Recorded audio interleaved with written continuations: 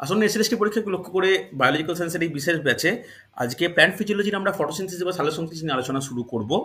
এই সালোকসংশ্লেষ টপিকটা আমরা মোটামুটি ক্লাস 6, 7, 8 থেকে একটু একটু করে জানি।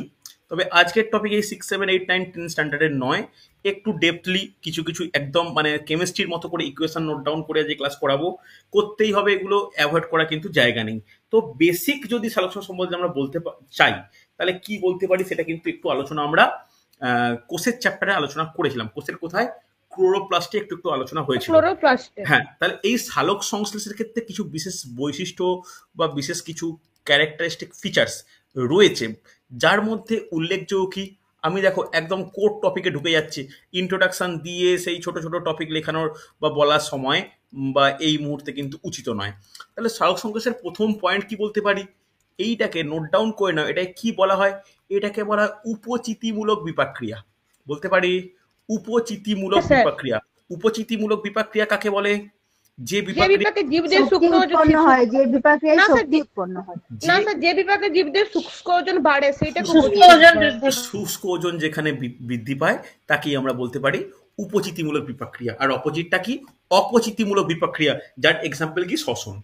এছাড়া সালোক সংশ্লেষকে আরেকটা বিশেষ হিসাবে আমরা উল্লেখ করতে পারি, দ্যাট ইজ কার্বন অ্যাসিমিলেশন, বা যেটাকে বাংলায় বলি আমরা অঙ্গার আত্তীকরণ। অঙ্গার আত্তীকরণ। হ্যাঁ কি না? অঙ্গার আত্তীকরণ। দেখো এই অঙ্গার আত্তীকরণ কেন বলা হয়, কেন অঙ্গার আত্তীকরণ বলা হচ্ছে সালোক সংশ্লেষের সময়? হ্যাঁ বলো, একটু ব্যাখ্যা করো।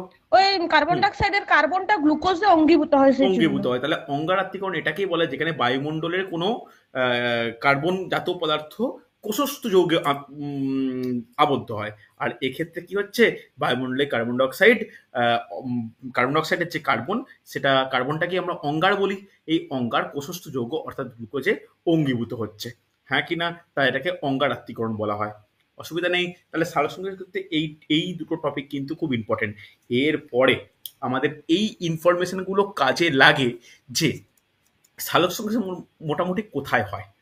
সকল উদ্ভিদ, সকল ক্লোরোফিলযুক্ত উদ্ভিদের ক্ষেত্রে হয়। প্রথম ইম্পর্টেন্ট পয়েন্ট, যে কোনো ক্লোরোফিলযুক্ত উদ্ভিদ সালোক সংশ্লেষে সক্ষম হবেই হবে। তাহলে সালোক সংশ্লেষের ক্ষেত্রে কি প্রাণীদের ভূমিকা নেই? আছে। মোটামুটি 2-3টে প্রাণীর নাম আমার জানার প্রয়োজন। কি কি? ইউগ্লিনা, ক্রাইসেমিবা। এখানে কিন্তু ক্লোরোপ্লাস্ট যেহেতু এই সমস্ত প্রাণী দেহে বর্তমান, তাহলে এরা কি করে? সালোক সংশ্লেষে সক্ষম। তাহলে প্রাণী বলে একটু নোট ডাউন করে নাও যে ইউগ্লিনা, ক্রাইসেমিবা। একটু নোট ডাউন করবে, খুব তাড়াতাড়ি আলোচনা করব। আমার 8টা 15টায় অন্য একটা ব্যাচে ক্লাস রয়েছে, একটু নোট ডাউন করে নাও।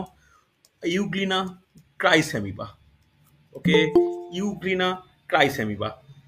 ভালো করে দেখো, আজকের এই টোটাল টপিকটা চেষ্টা করব একদিনে কিন্তু কমপ্লিট করতে, একদিনে কমপ্লিট করতে। তবে যদি না হয় তাহলে কালকে আমি আবার আলোচনা করব। কিন্তু কোনো টপিক যে ওপর চলে যাওয়ার ব্যাপারটা কিন্তু করতে পারবো না, কারণ আমি এতে দেখলাম যে টপিকগুলো আমায় করাতে হবে যথেষ্ট কেমিক্যাল রিয়াকশন বেসড, ওকে, এনজাইমের নাম সহ। এরপর চলো, তাহলে সালোক সংশ্লেষ মেনলি কোথায় হয়? পাতার, উদ্ভিদের পাতায় হয়। ক্লোরোপ্লাস্টের গানায়। এমনি বলতে পারি যে স্থান যদি বলি তাহলে পাতায়। তাহলে পাতা ব্যতীত অন্য কোন কোন অঙ্গ কাজে লাগে?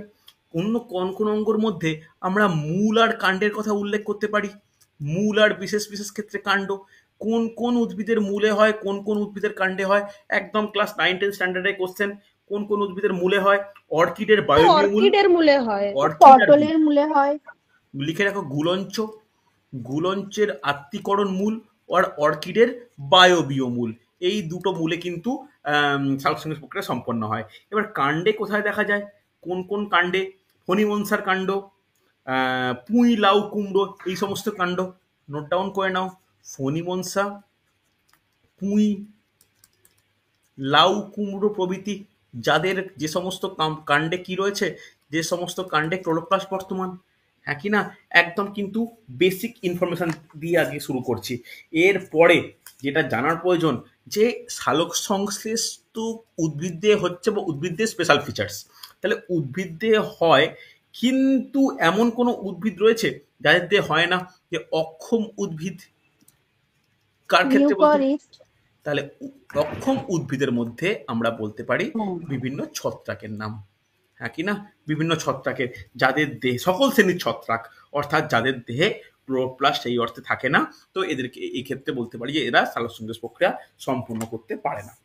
হচ্ছে এরপর আমাদের যেটা জানার প্রয়োজন, সালোকসংশ্লেষ কোথায় হচ্ছে, স্থান কোথায়, স্থান কোথায়, কি বলবো, স্থানটা যদি বলা হয় তাহলে স্পেসিফিক্যালি আমরা কি বলতে পারি, স্থান যদি বলা হয় তাহলে স্পেসিফিক্যালি কি বলতে পারি, যে কোন তো স্থান। ক্লোরোপ্লাস্টের গানাটা ক্লোরোপ্লাস্টের গানা দেখো আমরা হচ্ছে পাতা বলি, পাতার মধ্যে কোথায়, পাতার মধ্যে কোথায়, পাতার হচ্ছে মেসোপিল কলা, মেসোপিল কলা। এবার আরো ডিটেলস যদি যাই তাহলে মেসোপিল কলার মানে যদি আমরা ডিটেলসে ঢুকতে আরম্ভ করি, এর মধ্যে কোথায়, এর মধ্যে কিন্তু এটাই আমি শুনতে চাইছিলাম। ভেরি গুড, সুন্দর। এই এর একটা কোনো পাতার ক্ষেত্রে, বিশেষ করে বিষমপৃষ্ঠ পাতায় এই কলা কোথায় কি কি দ্বারা গঠিত হয়, প্যালিসেড প্যারেনকাইমা আর স্পঞ্জি প্যারেনকাইমা। আবার সমাঙ্কপৃষ্ঠ পাতার ক্ষেত্রে কি হয়, স্পঞ্জি প্যারেনকাইমা। কিন্তু যদি এগুলো ইন্টারভিউর জন্য খুব গুরুত্বপূর্ণ, দু রকম প্যারেনকাইমা কলা পাতায় বর্তমানে, একটা প্যালিসেড একটা স্পঞ্জি। কোন ধরনের প্যারেনকাইমা কলায় সালোকসংশ্লেষ প্রক্রিয়াটা ভালো হয় বলা যাবে, বলা যাবে? দেখো আমার এখানে এইভাবে আমি লিখে রাখছি, একটা প্যালিসেড লিখে রাখছি, যেভাবে মনে রাখো ভালো করে শোনো, একটা প্যালিসেড একটা স্পঞ্জি, উভয় প্রকার প্যারেনকাইমা কলা লিখলাম।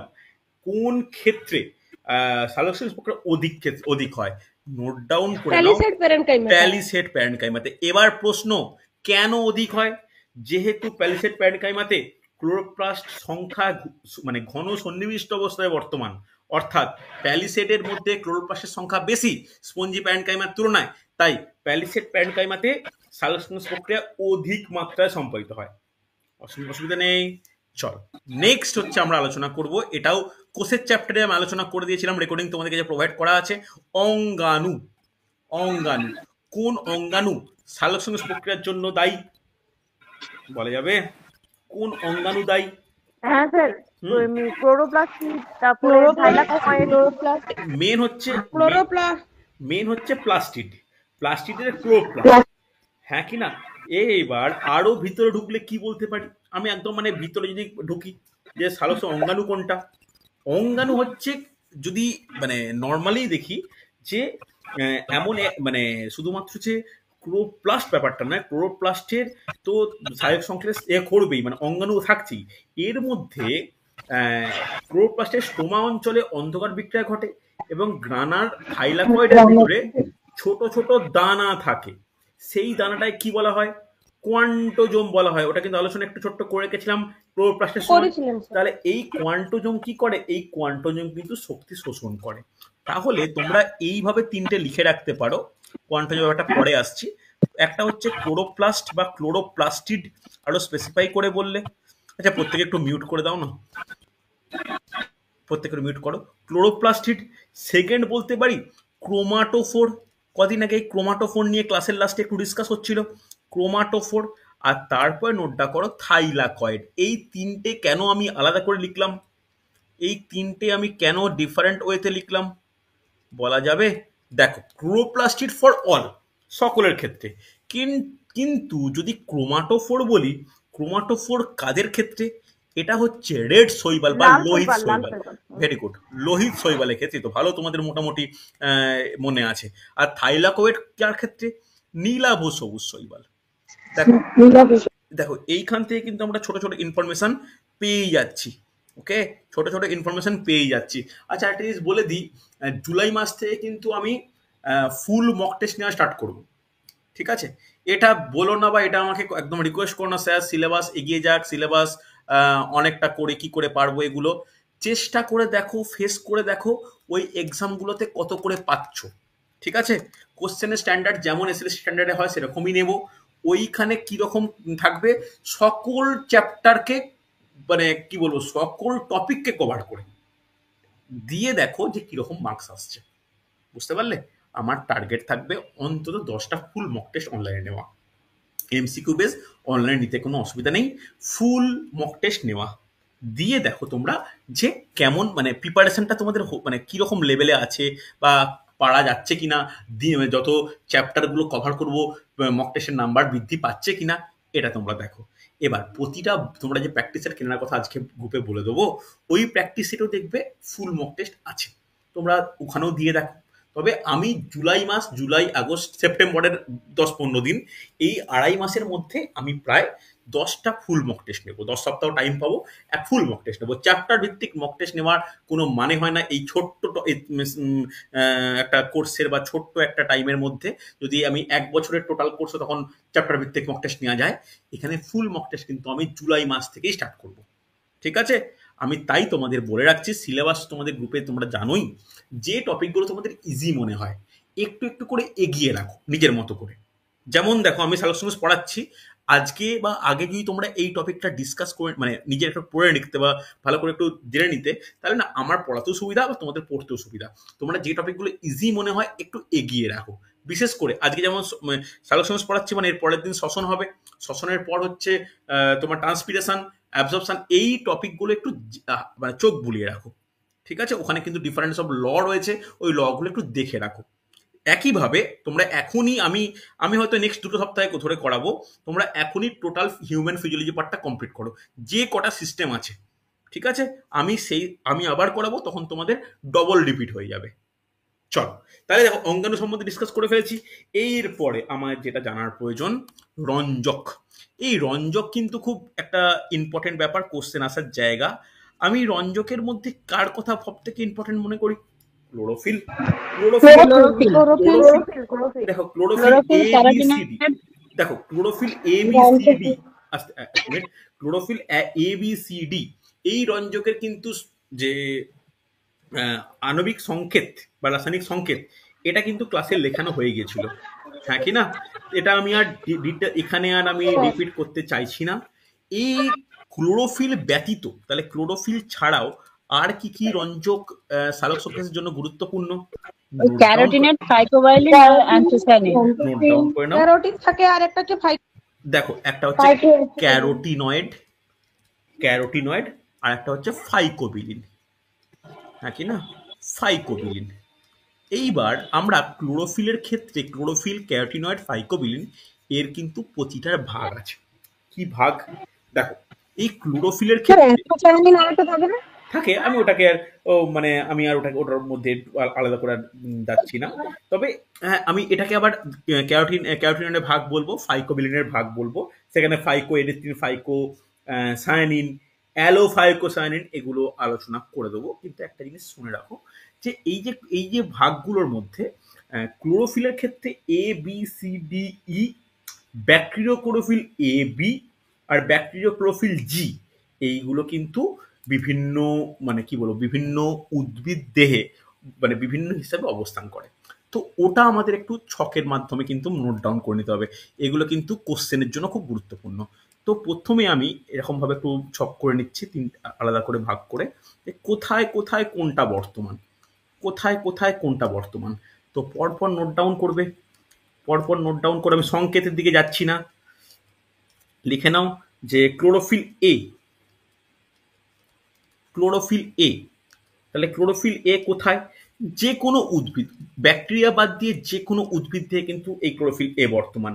ক্লোরোফিল বি কোথায় বর্তমান? ক্লোরোফিল বিও কিন্তু উন্নত উদ্ভিদ দেহে তথা সবুজ শৈবালে কিন্তু বর্তমান, লিখে রাখো। ক্লোরোফিল সি কোথায় বর্তমান? এখান থেকে কিন্তু মানে কোশ্চেনে টাফ হবে। দেখো, এইখানে একটু উদ্ভিদের সঙ্গে সবুজ শৈবাল লিখে রাখো। উদ্ভিদ, যে কোনো উদ্ভিদ প্লাস সবুজ শৈবাল, সবুজ শৈবাল। এবার হচ্ছে ক্লোরোফিল সি। তাহলে এই ক্লোরোফিল সি কোথায়? কেউ বলতে পারবে কোথায় অবস্থান করে? লিখে রাখো বাদামি শৈবাল, বাদামি শৈবাল। ডায়াটমে অবস্থান করে? হ্যাঁ, অবশ্যই অবশ্যই অবশ্যই লিখছি, ডায়াটম আর বাদামি শৈবাল। ওকে, এরপরে নেক্সট নোট ডাউন করবে ডি। ডি কোথায়? ডি হচ্ছে লোহিত শৈবাল। ভেরি গুড, লোহিত শৈবাল। ও রোডোফাইসিয়েল কি যেগুলো থাকে। হ্যাঁ, সুন্দর, লোহিত শৈবাল। এবার ই, ই কোথায় অবস্থান করে? তোমরা কিন্তু সেই অনুযায়ী লিখে নাও প্রতিটা ক্লোরোফিল ই বলে। আমি জ্যান্থোফাইসিতে। কোথায় অবস্থান করে? জ্যান্থোফাইসিতে। আর ভাউকেরিয়া, ট্রাইবোনিয়া, লিখে নাও। এই তো মোটামুটি তোমাদের পড়াশোনার মধ্যে আছো। ভাইকেরিয়া, ট্রাইবোনিয়া, তাই বনিমা। ওকে, এরপরে নেক্সট নোট ডাউন করো যে এতক্ষণ ক্লোরোফিল ABCDE বললাম, এরপরে ব্যাকটেরিও ক্লোরোফিল।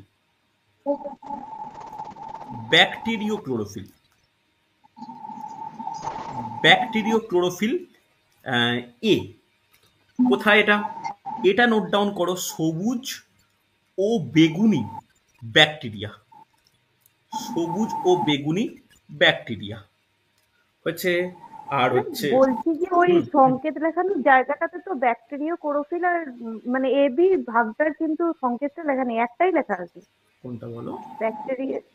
মানে আপনি আগে লিখেছিলেন না ব্যাকটেরিয়া ক্লোরোফিল, ওটা শুধু ব্যাকটেরিয়া আগে তো স্যার ওটা শুধু ক্লোরোপ্লাস্টের না জন্য না, করিয়েছিল। শোনো, ওটা ওই যে তোমাকে যে লিখিয়েছিলাম, ওটা যে ওই যে সংকেত লিখেছিলাম না, ওটা ব্যাকটেরিয়া ক্লোরোফিল এর সংকেত লিখেছিলাম, খেয়াল রাখো। আচ্ছা, এক্ষেত্রে হ্যাঁ, ওটা এর সংকেত লিখেছিলাম। আর ওখানে না আমি এতবার ডেপথে ঢুকিনি। এইখানে আর একটা জিনিস লিখে রাখা প্রয়োজন, লিখে রাখো ব্যাকটেরিয়া ক্লোরোফিল জি, কেন এটা প্র্যাকটিসের কোশ্চেন দেখলাম। এই ব্যাকটেরিয়া ক্লোরোফিল জি এটা কার দেহে বর্তমান? লিখে রাখো হেলিও ব্যাকটেরিয়া। ওই জন্য এইটা লেখার জন্যই কিন্তু আমি এটা লিখলাম। ওকে, লিখবে কিন্তু প্রত্যেকে, এখানে কিন্তু লিখবে ব্যাকটেরিয়া ক্লোরোফিল জি বলে, এখানে লিখবে প্রত্যেকে chlorophyll D, chlorophyll C, chlorophyll B, chlorophyll E, এগুলো যেন লেখা হয়। আচ্ছা অনন্য একটু মিউট করো প্রত্যেকে মিউট, কানে লাগছে বড্ড গো। আচ্ছা, ক্যারোটিনয়েড হয়েছে। এবার ক্যারোটিনয়েডের মধ্যে কি কি আছে? ক্যারোটিনয়েডের মধ্যে দুটো, কি কি? একটা ক্যারোটিন আর একটা জ্যান্থোফিল, তাই তো? ক্যারোটিন একটা, জ্যান্থোফিল একটা। এই ক্যারোটিন জ্যান্থোফিল কাদের দেহে বর্তমান? তো উদ্ভিদ তো উন্নত যে কোনো উদ্ভিদ দেহ এবং শৈবালে বর্তমান। তাহলে এখানে আমাদের যেটা গত ক্লাসে হয়তো মানে ক্লোরোপ্লাস্টের ক্লাসে লেখাইনি, এই জ্যান্থোফিল আর ক্যারোটিনের সংকেত একটু লিখে নাও, যে C40H56 এটা ক্যারোটিনের, আর জ্যান্থোফিলের কত? C40H56O2। হ্যাঁ কি না? মনে থাকবে। এই গেল হচ্ছে ক্যারোটিনয়েড। নেক্সট আমরা যেটা নোট ডাউন করবো ফাইকোবিলিন। ফাইকোবিলিনে কি কি রয়েছে? ফাইকোবিলিনের মোটামুটি জ্যান্থোফিল কাদের দেহে থাকে? দুজনেরই, উন্নত শ্রেণীর উদ্ভিদ দেহ এবং শৈবাল দেহ। এই জন্য এটাকে আমি স্পেশাল করে কোনো কোথায় থাকে লেখালাম না, ঠিক আছে? এই ক্যারোটিনয়েড আর জ্যান্থোফিল যে কোনো উন্নত উদ্ভিদ দেহ এবং শৈবালে বর্তমান। ক্লিয়ার? অসুবিধা নেই। এরপরে ফাইকোবিলিন। বর্ষা বলো তো ফাইকোবিলিনের মধ্যে কি কার কার কি নাম আমাদের পড়তে হবে বা পড়ার দরকার? লাল রঙের শৈবালে তো ফাইকোবিলিন থাকে না, ফাইকোবিলিনের আমি ভাগ বলছি, নোট ডাউন করো। ফাইকো আস্তে নোট ডাউন করো, যে একটা হচ্ছে ফাইকো এরিথ্রিন, তারপরে নোট ডাউন করবে ফাইকোসায়ানিন।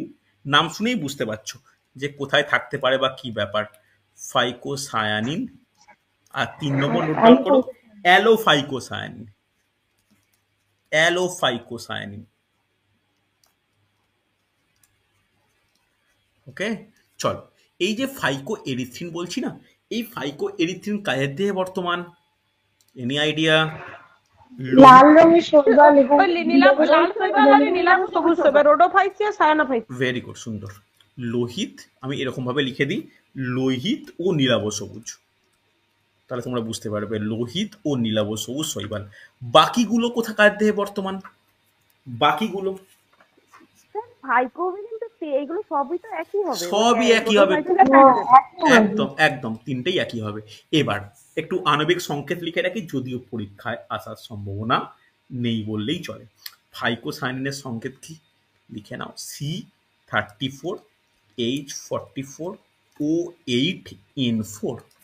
ফাইকোসায়ান, আচ্ছা এটা ভুল বললাম, দাঁড়াও একটু দেখে নিই। 34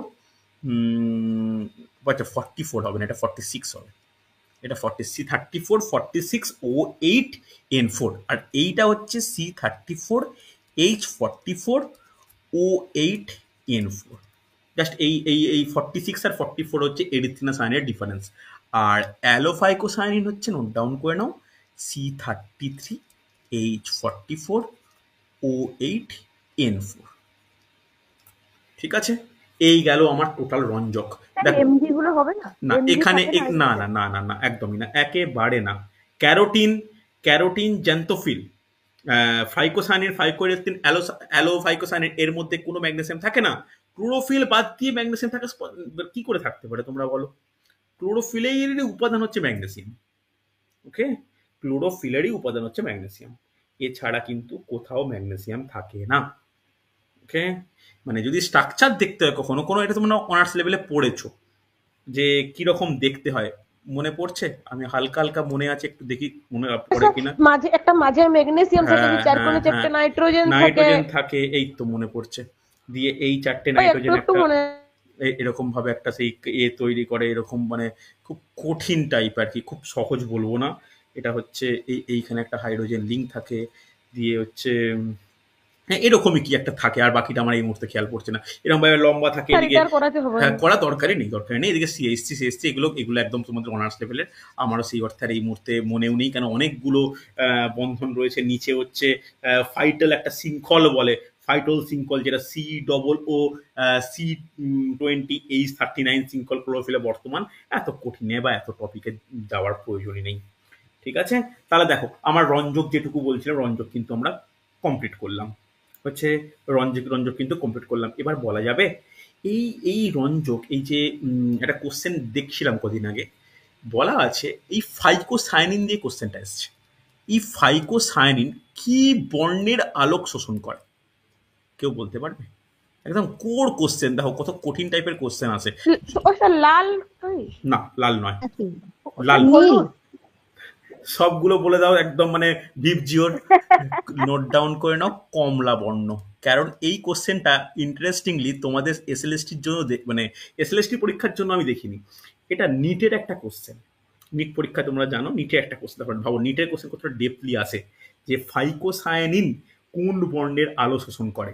আর যদি বলা হয় যে ফাইকো এরিথ্রিন কোন বর্ণের আলো শোষণ করে, তখন কি বলবে?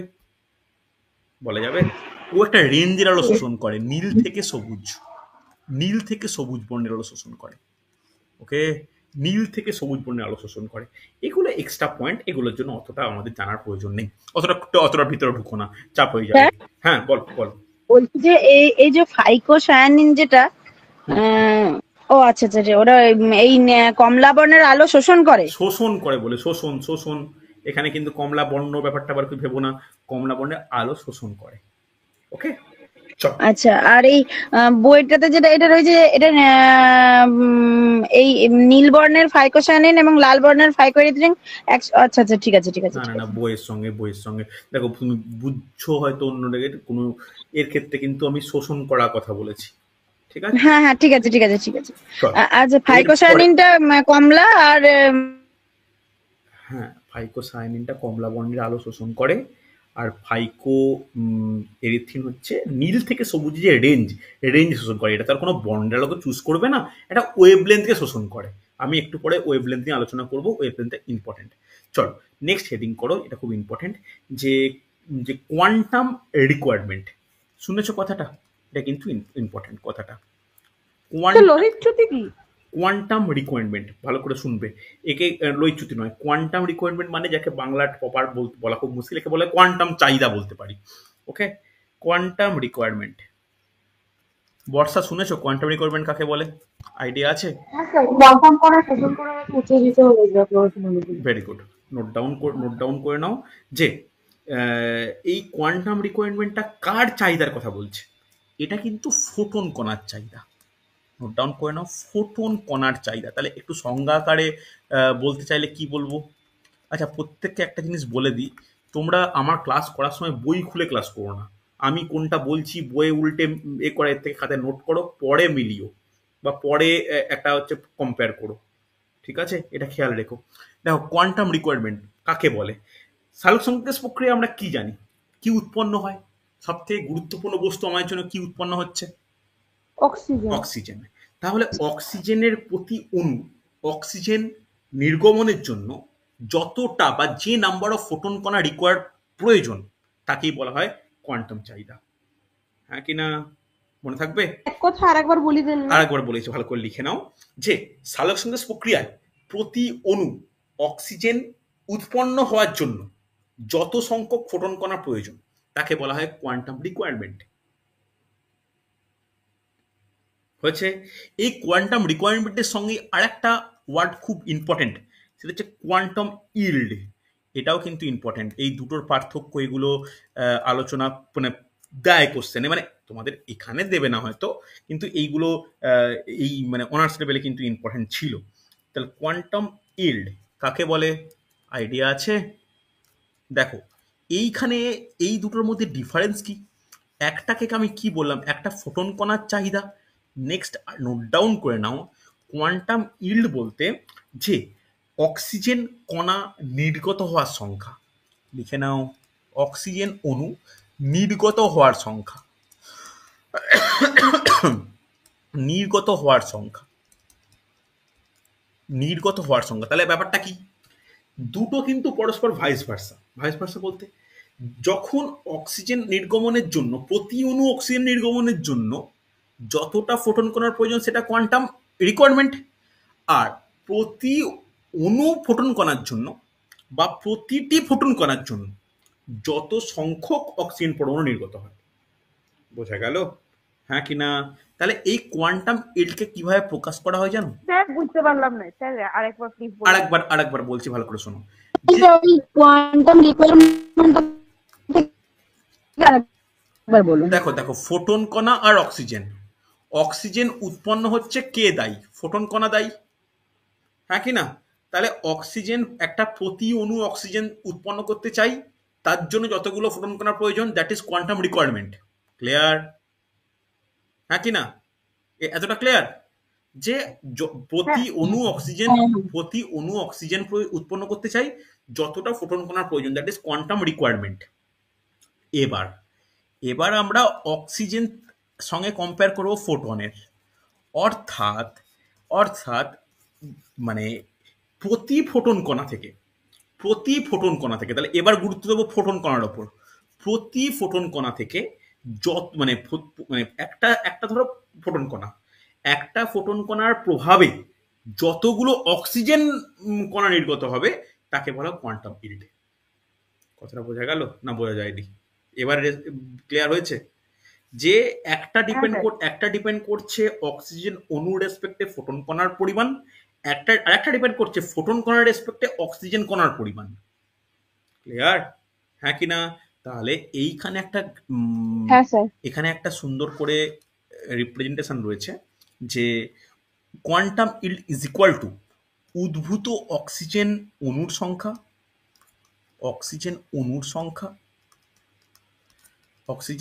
সংখ্যা ডিভাইড বাই কি হয়, শোষিত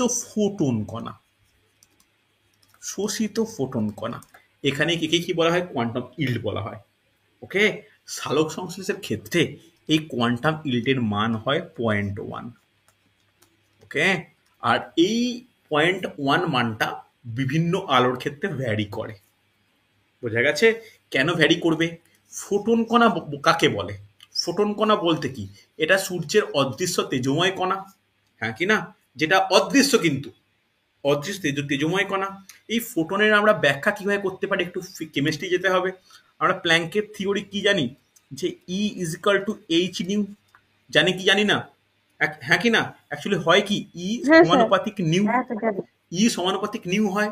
আমরা এইচ ম্যাক্স প্ল্যাঙ্ক কনস্ট্যান্ট গুণ করে E is equal to H new করা হয়। আমাদের প্ল্যাঙ্কের তত্ত্বে কি বলেছে? প্ল্যাঙ্কের তত্ত্বে এটা বলেছে যে কোনো শক্তি ভগ্নাংশ আকারে থাকতে পারে না, অলওয়েজ এই এইচ নিউটা একটা এনার্জি প্যাকেট হিসাবে থাকবে। অর্থাৎ 1 নিউ, 2 নিউ, 3 নিউ, এইভাবে থাকবে। অর্থাৎ এটা 1 2 3 4 পূর্ণ সংখ্যা সরল একটা মাল্টিপলে থাকবে। তাহলে এই একটা প্যাকেটকেই বলা হয় ফোটন। ঠিক আছে? তাহলে সূর্যের যে অদৃশ্য তেজোময় কণা ক্লোরোপ্লাস্ট কর্তৃক কোয়ান্টাজম কর্তৃক গৃহীত হয়ে ভালো সঙ্গে কাজে লাগে, সেটাই হচ্ছে ফোটন। তাহলে এই ফোটন হচ্ছে অদৃশ্য তেজোময় এমন একটা লাইটের একটা এমন ফেজ, যেটা ভালো করে শুনবে, যেটা বিভিন্ন তরঙ্গদৈর্ঘ্যের আলোর ওপর ডিপেন্ড করে। এর ওপরই আমাদের যেটা জানার প্রয়োজন, নোট ডাউন করে নাও, খুব গুরুত্বপূর্ণ। পিএআর সম্বন্ধে আশা করি তোমরা শুনেছ। পিএআর এর ফুল ফর্ম কি? Photosynthetic active radiation. Note down করে নাও, ফটোসিনথেটিক অ্যাক্টিভ রেডিয়েশন, PAR।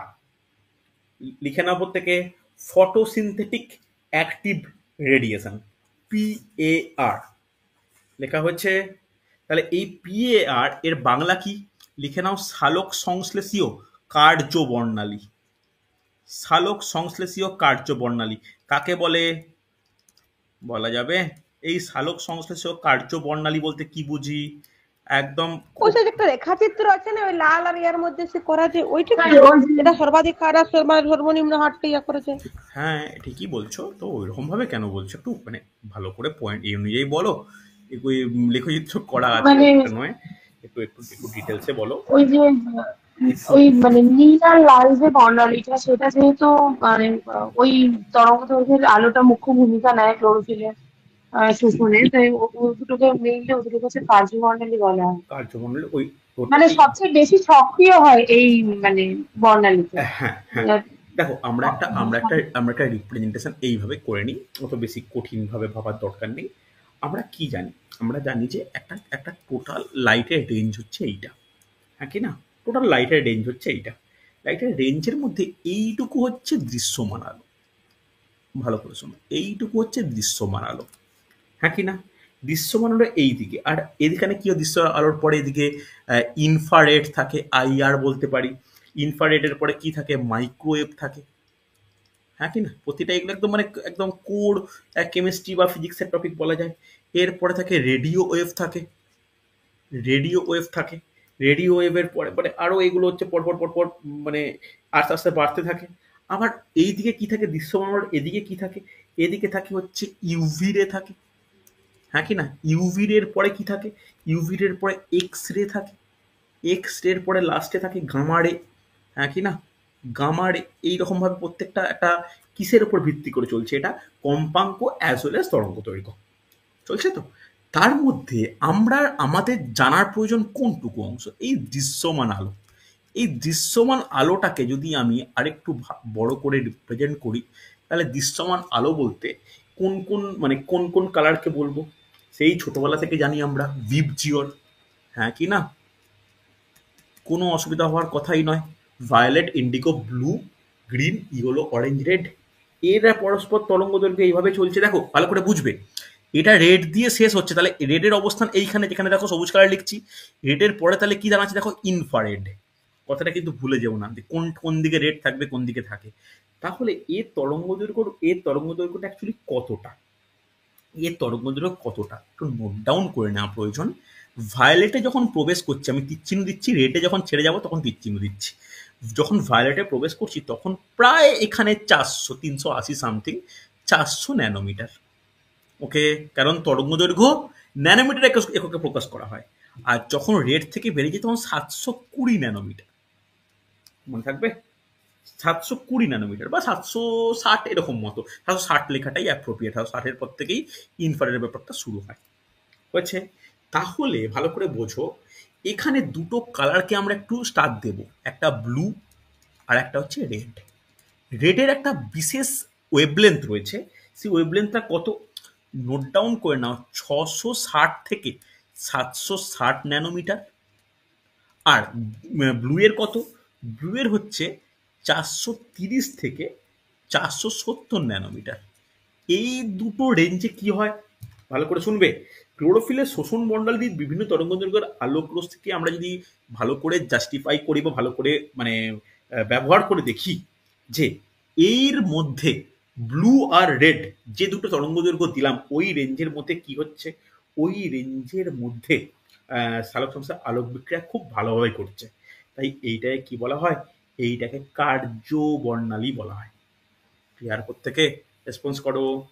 এটাকে সালোক সংশ্লেষ কার্য বর্ণালী বলা হয়। রেসপন্স করো, বোঝা গেছে হ্যাঁ কি না? ক্লিয়ার হয়েছে? হ্যাঁ স্যার, বুঝে গেছে। দেখো আমি কিন্তু ডিটেলসে আলোচনা করলাম, এর থেকে ডিটেলসে আমার মনে হয় না পসিবল বলে। কারণ আমাদের কোনো সূর্যের যে বিকিরণ না, বিকিরণের এই গামা থেকে আপ টু এই রেডিও ওয়েভ পর্যন্ত মোটামুটি থাকে, ঠিক আছে? তার মধ্যে দেখো আমরা জানি সূর্যের আলো শুধু ইউভি রে আছে। দেখো ইউভি রেও বর্তমান, এক্স রে গামা রে সব আছে, তার মধ্যে দৃশ্যমান আলো এইটুকু। দৃশ্যমান আলোটাকে বলতে অ্যাকচুয়ালি কি হোয়াইট আলো। হোয়াইট আলো যখন বিচ্ছুরিত হয় তখন এই 7টা রং উৎপন্ন করে। 7টা রং বলতে কি এই ভিজিওর, তার মধ্যে এই ইন্ডিগো ব্লু, আমি বলবো না যে প্রপার ব্লু, দেখো আসমানি আর নীল দুটোই তো নীল বর্ণের কাছাকাছি, এমনকি ভায়োলেটটাও তাই। এটা তো এই ভায়োলেট, ইন্ডিগো, ব্লু, এই তিনটেকেই না আমরা ব্লু সম্পর্কীয় কালার বলি। আর অরেঞ্জ আর লালটাকে লাল বর্ণীয় কালার বলি, হ্যাঁ কি না? আর মাঝখানে পড়ে আছে গ্রিনারি হলো। তুমি যদি মানে এই 7টা রঙকে ভাগ করো, অ্যাকচুয়ালি 3টে রঙে ভাগ করা যায়। একটা নীল সম্পর্কিত আলো, একটা লাল, আর একটা হচ্ছে হলুদ সবুজ। তাহলে হলুদ সবুজটা কখনোই কার্যবর্ণের মধ্যে পড়ে না, পড়ে হচ্ছে নীলের দিকটা আর লালের দিকটা। রেঞ্জ কতটা? 430 থেকে 870 ন্যানোমিটারের কার্যবর্ণালী, সেটা হচ্ছে নীল বর্ণের আলো, আর 660 থেকে 760 এটা হচ্ছে লাল বর্ণের আলো। এর মধ্যে আলোক বিক্রিয়াটা খুব ভালোভাবে হয় বলে একে বলা হয় ফটোসিনথেটিক অ্যাক্টিভ রেডিয়েশন বা সালোক সংশ্লেষীয় কার্যপ্রণালী। ক্লিয়ার হয়েছে? রেসপন্স করতে হবে হ্যাঁ কি না। আরে হয়েছে না হয়নি? হয়েছে তো? হ্যাঁ। চলো এবার নেক্সট আমার যেটা জানার প্রয়োজন, যেটা গুরুত্বপূর্ণ। আচ্ছা, এখানে এরপরে তো আমার টপিক শুরু হয়ে যাচ্ছিল, তো এখানে আমি মুছে লিখি, একটু নোট ডাউন করে নাও। লোহিতচ্যুতি এবং ইমার্সন এফেক্ট নেক্সট, আজকে লাস্ট টপিক, নোট ডাউন করো। কালকে আমি গোটা বিক্রিয়াগুলো করাবো, একটু বিক্রিয়াগুলো ভালো করে দেখে রেখো। C4, C3, গ্র্যাচুলেশন acid metabolism, CAM, একটু ভালো করে দেখে রেখো। C4 গুলো নাই তো, শুধু C3টা আছে। না, আমি C4 করাবো, নাই আবার তুই আমি কেন এ করবো না, আমি একটু করিয়ে রাখবো, কোনো জায়গা ছাড়ার ব্যাপার নেই। যখন পড়াচ্ছি ওখানে আমার 5 মিনিট লাগবে C4 বলতে, আমি ইনফরমেশন গুলো বলে নিতে অসুবিধা কি? পরীক্ষায় যদি কখনো কোশ্চেন আসে আফসোস থাকবে। বলছি যখন বলে দেবো না, CAMও বলে রাখবো। আমি কোনো মানে বলছি না একটা টপিক যখন হচ্ছে না মানে ওপর এরকম ভাবে ঠিক হবে না। ওভারঅল সবকিছু একটু দেখিয়ে রাখবো, বেশি ডেপথে ঢুকবো না, কিন্তু যে কটা তথ্য বলার প্রয়োজন আমি বলে রাখবো, ঠিক আছে? ক্যামটা তো সিলেবাসেও আছে, তো সিএমটা তো সিলেবাসে আছে। করতে হবে রে বাবা, করতে হবে, কোনো কিছু না এরকম ভাবে হঠাৎ করে একটা টপিকের, দেখো কোনো সিলেবাসে, আমরা সিলেবাস এই সমস্ত পরীক্ষার ক্ষেত্রে না সিলেবাস এরকম ভাবে হয় না। একটা ফটোসিনথেসিস আছে মানে যে কটা জিনিস তার ওপর অন্তত একটা ওভারঅল পড়ে যেতে হবে। আমি বেশি ভিতরে ঢুকবো না। নেক্সট হেডিং করে নাও, রেড ড্রপ। এই রেড ড্রপকে বাংলায় কি বলে? রেড ড্রপকে বাংলায় বলা হয় লোহিতচ্যুতি। লোহিতচ্যুতি, এটা দিয়ে এইগুলো দিয়ে কিন্তু ইন্টারভিউতে কোশ্চেন আসতেই পারে, এমন একটা টপিক রেড ড্রপ। লোহিতচ্যুতি বা রেড ড্রপ বলতে কি বুঝি, কেউ বলতে পারবে? আইডিয়াই নেই। লাল আলো তরঙ্গ দৈর্ঘ্য মানে যেখানে ওইখানে তো সালোক সংশ্লেষটা বেশি হয়, তারপরে হঠাৎ করে যে সালোক সংশ্লেষের ওইটা কমে যায়, ওইটাই মনে হচ্ছে লোহিতচ্যুতি। মনে হচ্ছে কেন বলছো? সবই বলে দিয়ে আমার মনে হচ্ছে কেন? মনে হচ্ছে কেন বলো, বলো কেন মনে হচ্ছে, কথাটা কেন বললে? স্যার বাগাই বলতে একদম একদম একদম পারফেক্ট, একদম পারফেক্টলি বলেছো, ভুল কিছু বলনি।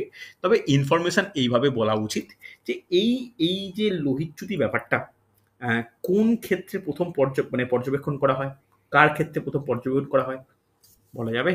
এটা করা হয় ক্লোরেল্লা শৈবালের দেহে। ক্লোরেল্লা নামক শৈবালের দেহে কিন্তু প্রথম পর্যবেক্ষণ করা হয়। ইনফরমেশন এইগুলোই পরীক্ষার জন্য গুরুত্বপূর্ণ। কি পর্যবেক্ষণে কি করা হয়, যে পর্যবেক্ষণের রেঞ্জ ছিল হচ্ছে ন্যানোমিটার ওয়াইজ 390 থেকে 760 ন্যানোমিটার। এর মধ্যে সালোক সংশ্লেষ নিয়ে একটা বিভিন্ন সালোক সংশ্লেষ হার, যেটা কোয়ান্টাম ইল্ড বলছি, সেটা হচ্ছে পর্যবেক্ষণ করছিলেন। দেখা যাচ্ছে যে 680 ন্যানোমিটার তরঙ্গ দৈর্ঘ্যের পরবর্তী আলোয় কমে যাচ্ছে। হঠাৎ করে যে কমে যাওয়ার ব্যাপারটা যেটা, সেটাকেই কি বলা হয়? সেটাকেই বলা হয় লোহিতচ্যুতি। তাহলে লাল বর্ণের পরে, অর্থাৎ লিখে নাও 680 ন্যানোমিটারের পরে হঠাৎ অবনতি। আচ্ছা, পর কথাটা অ্যাড হয়নি, লিখে রাখো 600 ন্যানোমিটার পরবর্তী হঠাৎ অবনতি। হঠাৎ অবনতি, কার হঠাৎ অবনতি? সালোক সংশ্লেষের হারের হঠাৎ অবনতিকেই আমরা কি বলতে পারি? আমরা বলতে পারি কোয়ান্টাম ইল্ড, হ্যাঁ কি না? এবার বলা যাবে এই কোয়ান্টাম ইল্ডকে আবিষ্কার করেন, এক্সট্রা ইনফরমেশন লিখে রাখতে পারো, শুনে নাও, ইমারসন আর লেভিস 1943 সালে হয়েছে। এর পরে ভালো করে দেখো, নেক্সট যেটা important, Emerson effect. Note down করে নাও, ইমারসন এফেক্ট। এই ইমারসন এফেক্টটা কি? ইমারসন এফেক্ট কি? উনি তো লোহিতচ্যুতি আবিষ্কার করেই ফেলেছেন বা লোহিতচ্যুতি সম্বন্ধে গবেষণা করেই ফেলেছেন, তাহলে আবার ইমারসন এফেক্টের ব্যাপারটা আসছে কেন? ইমারসন এফেক্ট দেখা গেল পরের আরো 15 বছর পরে অর্থাৎ 1957 সালে উনি পর্যবেক্ষণ করলেন লোহিত ঘটছে ঘটছে ঠিক আছে, কিন্তু ওর থেকে যদি কম, লালের আগেরটা কি আছে? লালের আগে আছে কমলা, কমলার পর আছে লাল। তাহলে লালের তরঙ্গ দৈর্ঘ্য কত ধরা হয়েছিল? 680 ন্যানোমিটারের পরে ড্রপ করছিল।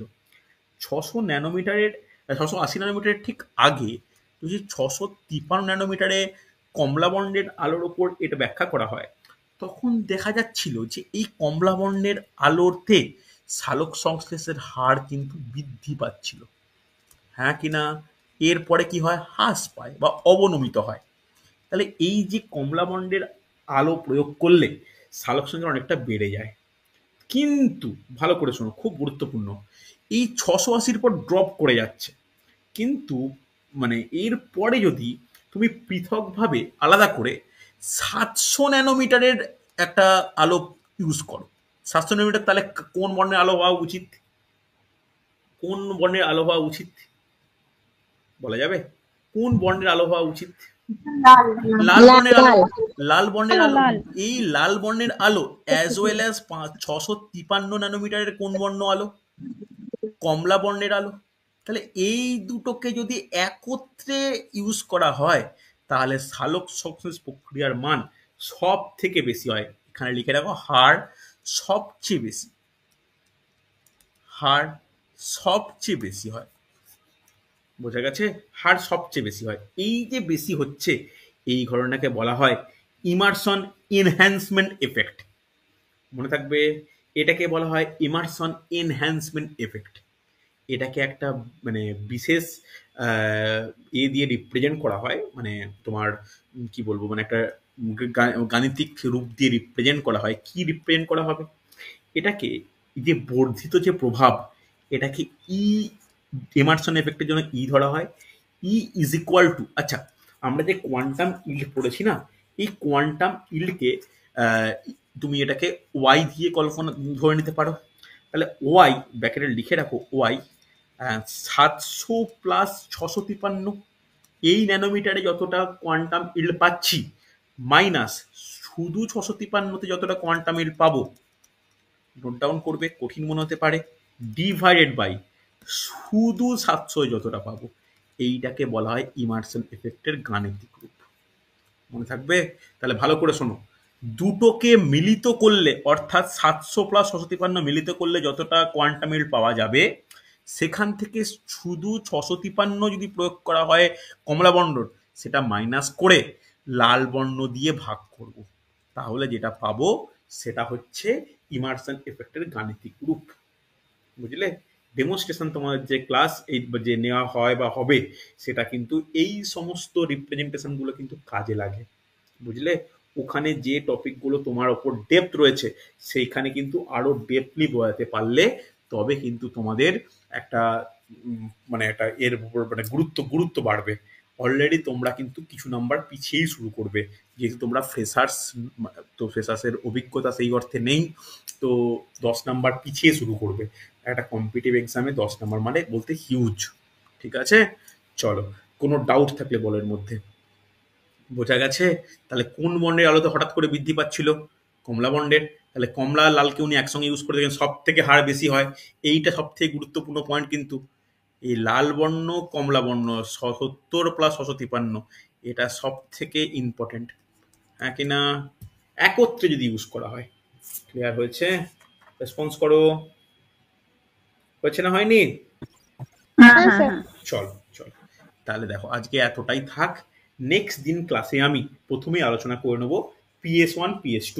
এই PS1 যেটাকে পিগমেন্ট সিস্টেম 1, পিগমেন্ট সিস্টেম 2, বা যেটাকে পিগমেন্ট সিস্টেম বলতে পারো বা ফটো সিস্টেমও বলতে পারো, একটু ব্যাখ্যা করে নিয়ে একদম সালোক সংশ্লেষের মধ্যে ঢুকবো। আজকে রেডি করে নিয়েছিলাম পরপর দেখানোর মতো করে, যাও এটা পরের দিন করবো, অনেকটাই বড় এখনো বাকি আছে। তারপর একদম পরপর তোমাদের বলে রাখি, তোমরা দেখে রেখো একদম আলোক দশা, অন্ধকার দশা, আবর্তকার, অনাবর্তকার, একদম পরপর তোমরা দেখবে। ইলেকট্রন পরিবহন তন্ত্র, তারপরে যেটা আরম্ভ হবে সেটা হচ্ছে একদম তোমার কেলভিন চক্রের প্রতিটা রিয়াকশন, এগুলো কিন্তু খুব ইম্পর্টেন্ট। প্রতিটা রিয়াকশন কেন বলছি? প্রতিটা রিয়াকশনের জন্য উৎসেচকের প্রয়োজনে উৎসেচকগুলো ইম্পর্টেন্ট।